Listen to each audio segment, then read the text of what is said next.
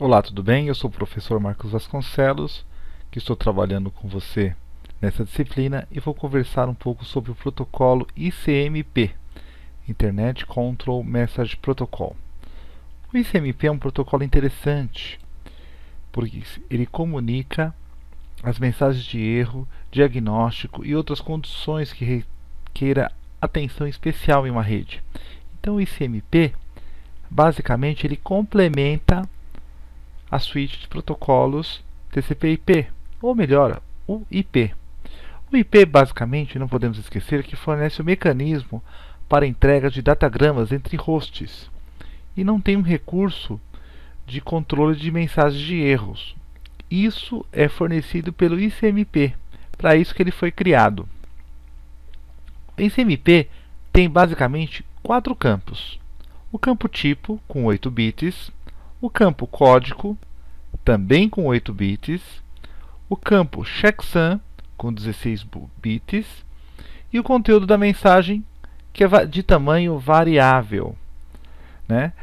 Então veja, os primeiros 3 campos a gente tem 32 bits e o conteúdo da mensagem que vai ter tamanho variável do ICMP. Então o ICMP é basicamente um sisteminha de controle que auxilia o IP a controlar mensagens de erro e controlar os erros. O ICMP não vai gerar mensagens nas seguintes situações: como resposta a outra mensagem de erro, evitando o surgimento de loops infinitos de mensagem de erro. Imagine aquela situação que a mensagem de A para B deu um erro no envio. Aí ele vai enviar outra mensagem e na hora de enviar a mensagem de erro também deu erro. Aí ele vai enviar outra mensagem de erro novamente. Então, para evitar esse loop de erro, do erro, do erro, do erro, ele não gera mensagem de erro a outra mensagem de erro. Resposta a datagramas do tipo broadcast e multicast. Tudo isso para evitar congestionamento da rede. Datagramas broadcast, para quem não se lembra, é aquele que é enviado a todos. E multicast é um grupo de destinos. Então, se ele ficar respondendo mensagens de erros enviadas a todos, vai congestionar a rede. Isso não é interessante. E resposta a fragmentos de datagramas IPs, exceto o primeiro. Então, o primeiro datagrama, se teve erro, ele envia mensagem. Os segundos, ele não vai ficar gerando mensagens, também com o intuito de não congestionar a rede. Vamos falar aqui de alguns tipos e códigos de mensagens que o ICMP fornece. A primeira mensagem é o Echo Reply, que é uma categoria de controle. Esse tipo de mensagem é muito interessante, porque é usada pelo comando ping, por exemplo. O tipo 3 é o conjunto de mensagem que mostra o destino inalcançável. Você vai receber essa mensagem quando o destino não é possível ser alcançado. O tipo 4 é um controle de fluxo, Source Can't. O host de destino não está conseguindo processar todos os pacotes que estão chegando. Então imagina, você está mandando pacotes de uma máquina para outra e o destino não consegue processar todos esses pacotes. Então ele vai dar uma resposta do tipo 4, Source Can't. O tipo 8, por exemplo, é o Echo Request. E o tipo 11 é o tempo excedido. Isso ocorre quando o TTL chega a 0. Vamos dar um exemplo aqui, por exemplo, da mensagem CMP. A mensagem CMP é muito utilizada pelo famoso comando ping. Não tinha visto. Vou fazer novamente. Então, por exemplo, eu vou utilizar o comando ping e vou pingar o IP 192.168.0.1. Observe que ele está disparando mensagens e ele não está localizando o IP 192.168.0.1.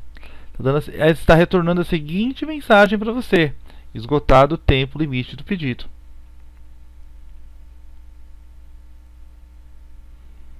E teve 4 pacotes enviados, 0 pacotes recebidos, ou seja, 4 pacotes perdidos, 100% de perda.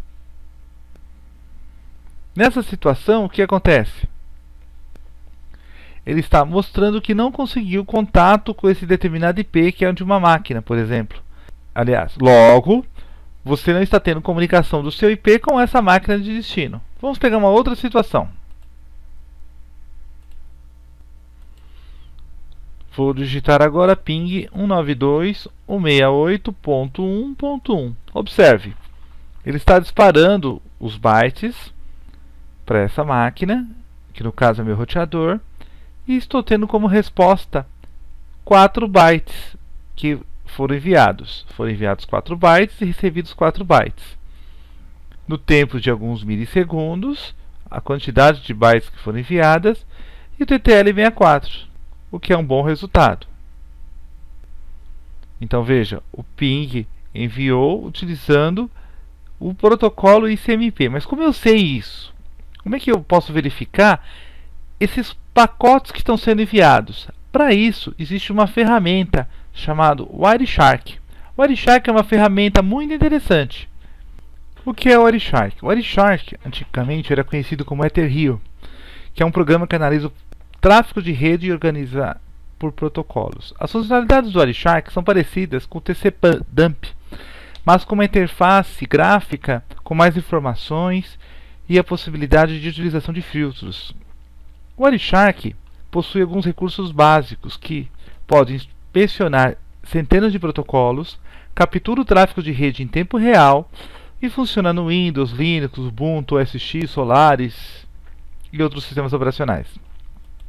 O Wireshark é um projeto interessante, é um projeto de software livre e é liberado sob a licença GNU.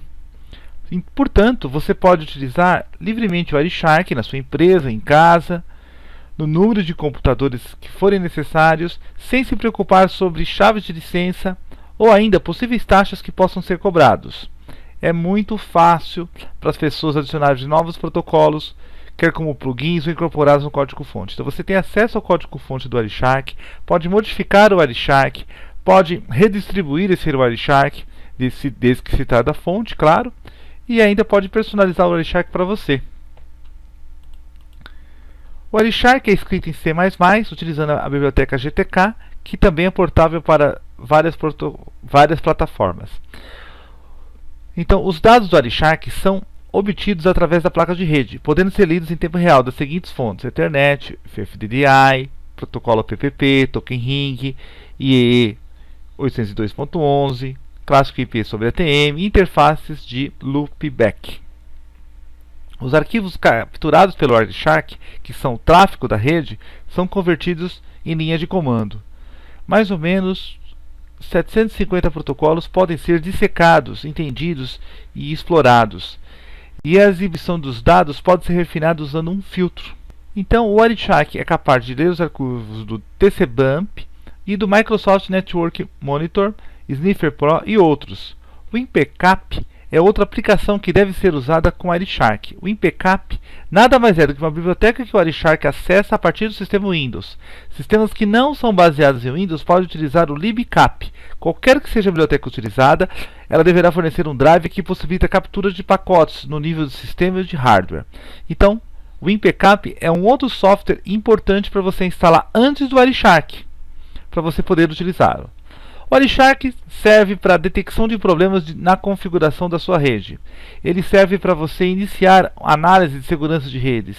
Ele serve também para o desenvolvimento de novos protocolos ou aplicações e pode facilitar a aprendizagem sobre o funcionamento de detalhes sobre uma rede. Quando o utilizador vê pela primeira vez o funcionamento do Wireshark, vê uma série de linhas coloridas nas últimas versões. De uma forma geral, as cores significam: verde significa tráfego TCP, azul escuro, tráfego DNS, azul claro, tráfego UDP, preto, segmentos TCP com problema, e vermelho pode indicar ataques DOS. Ataques DOS são problemáticos, pois eles inundam os servidores de falsos endereços IP, causando golpes de desempenho graves até que o servidor falhar com o tempo, e aí gerando vários problemas já conhecidos no mercado. Sniffing em redes de computadores é o procedimento realizado por uma ferramenta conhecida como Sniffer, Packet Sniffer, analisador de redes, analisador de protocolos. Ou seja, quando você está utilizando o Wireshark, você está fazendo sniffing. Então, basicamente, sniffing, você vai capturar os dados que estão trafegando na rede. principalmente de protocolos não seguros, como Telnet, Relogin, FTP, POP, senhas não criptografadas. Também é possível você visualizar as senhas dos usuários que estão passando pela rede, comunicação entre usuários, detalhes dos e-mails, as mensagens de e-mail, porque elas normalmente não são criptografadas, mensagens FTP, messengers. Como é que você pode evitar ser monitorado? Para evitar ser monitorado, você vai ter que utilizar protocolos mais seguros, criptografados, como o SSH, o SFTP, o SPOP, o SIMAP e HTTPS. Utilizar canais do tipo SSL, que são mais seguros, e utilizar sistemas com criptografia, senão realmente você pode monitorar todos os dados que estão sendo trafegados para a rede. Para isso a gente pode utilizar, por exemplo, o Wireshark. Bem, então nesse bloco vamos mostrar para você como instalar o WinPcap. Vamos fazer junto a instalação para evitar qualquer dúvida. Vou inicialmente procurar o WinPcap. WinPcap, vou vir na página já do WinPcap Download. E vou baixar a versão para o Windows, que no caso é o que eu tenho aqui nessa máquina. Vou baixar, já vou executar.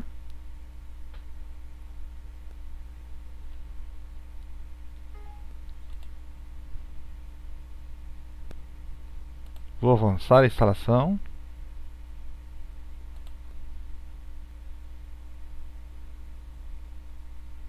Veja que está sendo bem rápido a instalação do WinPcap.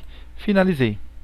Pronto, finalizei a instalação do WinPcap. Agora que eu finalizei a instalação do WinPcap, eu vou procurar o Wireshark. Onde está o Wireshark Download? Eu vou vir diretamente na página do Wireshark e vou baixar uma versão do Windows, no caso para 32 bits. Poderia baixar, dependendo do seu computador, para 64 bits, se for o caso. E já vou instalar o Wireshark.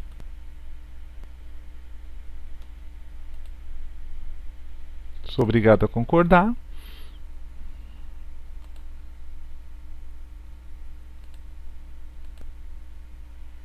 O WinPcap eu já instalei, então não preciso instalar agora.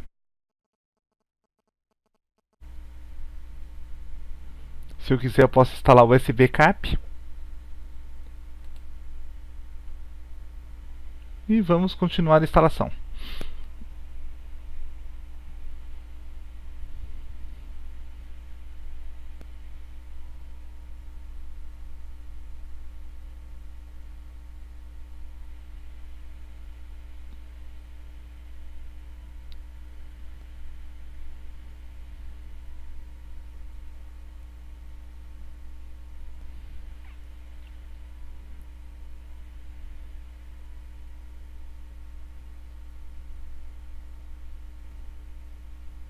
Essa instalação deve demorar alguns segundos, não deve ser muito rápida normalmente.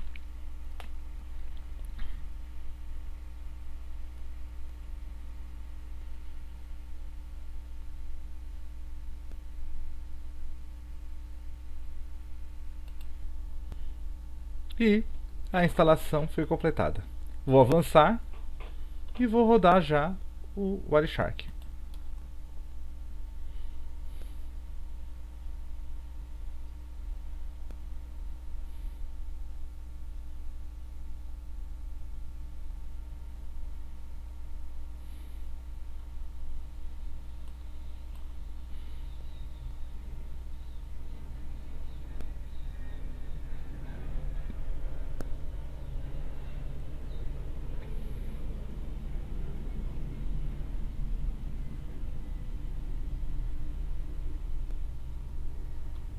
Bem, então nessa tela eu vou capturar minha conexão de rede sem fio e vou dar o comando ping para pingar o meu roteador. E ele já está, apareceu aqui uma série de pacotes já capturados, TCP, e vou filtrar, né? Tem vários protocolos aqui, observa. Aqui tem o número da captura, o horário, source, que é a origem de onde está saindo a informação, o destino, o tipo de protocolo, o comprimento e as informações. No caso, eu vou filtrar para facilitar a nossa pesquisa. E vou digitar aqui em cima ICMP e apertar Enter. Agora ele vai mostrar para mim todos os protocolos relativos ICMP. Então veja, saiu da máquina 192.168.166 para o destino o primeiro protocolo, que foi um ping request. Foi um request. Depois a máquina de destino respondeu com reply. Se você clicar em cima, vem aqui os detalhes. Você pode até abrir os detalhes aqui do tipo de resposta. Foi uma resposta do tipo 0, código 0, e veio com resposta. E veio com os dados aqui, 32 bytes. Eu posso até visualizar os dados que estão sendo testados. Depois, minha máquina respondeu novamente com request, fazendo uma nova solicitação, que é o segundo ping. E a máquina respondeu. Mais um respondeu. Mais um respondeu. Então veja, foram 4 momentos de troca, de envio e troca de informações. Minha máquina enviou 4 pings e teve resposta dos 4 pings. Logo, minha máquina enviou 4 pacotes e recebeu os 4 pacotes. Veja que o protocolo ICMP que está fazendo esse tipo de controle. Agora vamos pingar uma outra máquina que não existe. Por exemplo, 01. Observe. Ele detectou que minha máquina está enviando para o 01. Aqui está dando tempo limite esgotado. Vamos ver aqui que mensagem que ele teve. Não teve resposta. Olha só. Fez um request, mas aqui, se você olhar, foram 4 requests, mas não teve 4 replies aqui dentro do pacote. Isso aqui é interessante. Tá? O Wireshark é muito interessante. Então, por meio do Wireshark, você está visualizando para o protocolo ICMP. Você pode fazer outras brincadeiras também. Por exemplo, acessar na internet um site, por exemplo, do Google. Veja que quando você está acessando o site, você vai acessar aqui o protocolo HTTP. E o site que você tiver, ele vai filtrar para você todos os protocolos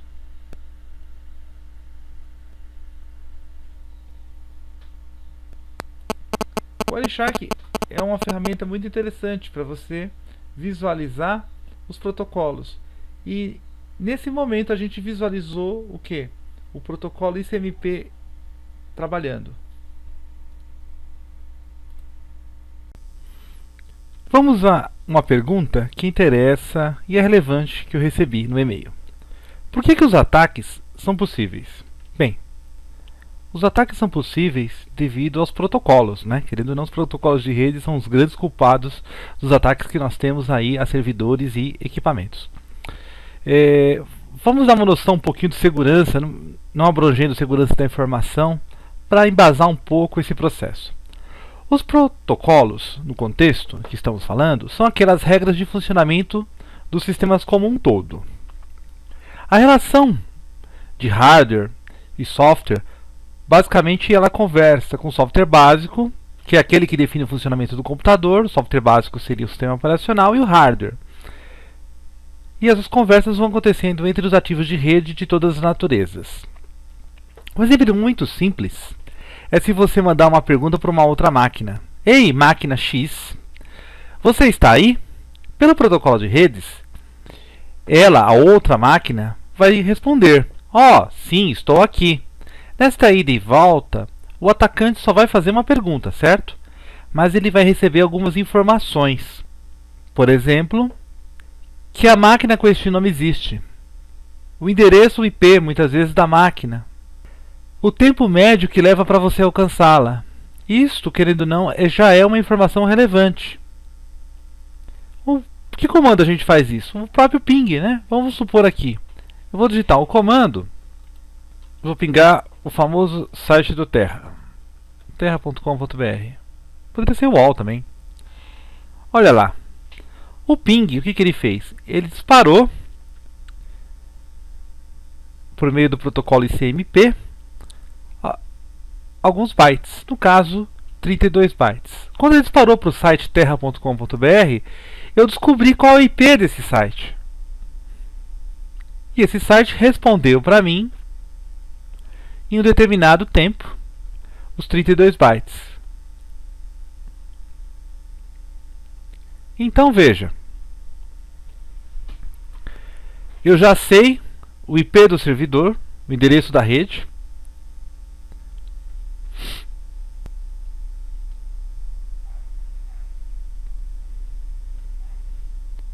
Pode ser que seja um NAT também, que seja, ou ainda de um proxy que esteja trabalhando nessa rede. Então eu tive já algumas informações relevantes.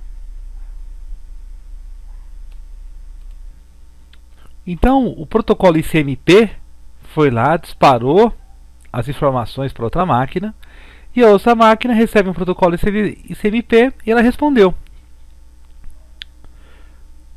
Esse é o princípio básico do funcionamento do IP.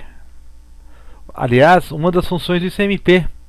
O ICMP avisa para o emissor de um pacote que o destinatário perdeu esse pacote e deve repetir envio. Se isso não for obedecido, as mensagens vão ficar sem sentido. O ICMP passou algumas respostas para mim. Outro protocolo que nós não podemos esquecer foi o DNS. O DNS, quando eu digitei terra.com.br, ele trouxe para mim o IP designado na máquina que estou verificando. O DNS tem que fazer isso, senão a internet não existia como existe hoje, né? O que nós acessamos os sites pelo nome.